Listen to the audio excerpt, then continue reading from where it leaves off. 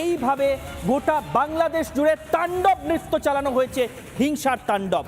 সৃজিতা, এই ছবিগুলো এতদিন ধরে সামনে আসছিল না, কিন্তু সেখানে ইন্টারনেট পরিষেবা আস্তে আস্তে ফিরছে এবং বাংলাদেশ সরকার এই ছবি গোটা বিশ্বের সামনে তুলে ধরছে যে কিভাবে বাংলাদেশে হিংসার তাণ্ডব চালানো হয়েছে গত কয়েকদিন ধরে।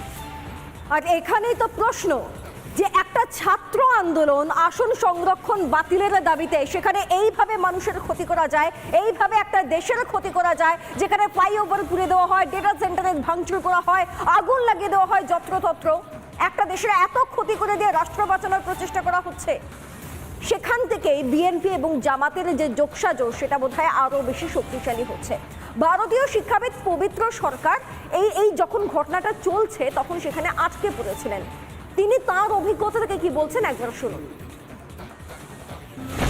সরকার বিরোধী আন্দোলন সরকারকে গদিচ্যুত করবার আন্দোলনের চেহারা নিল এবং তাতে বর্তমান শাসক দলের যারা বিরোধী পক্ষ বিএনপি এবং জামাত ইসলাম নিষিদ্ধ, তারা যথেষ্ট হাত লাগালো।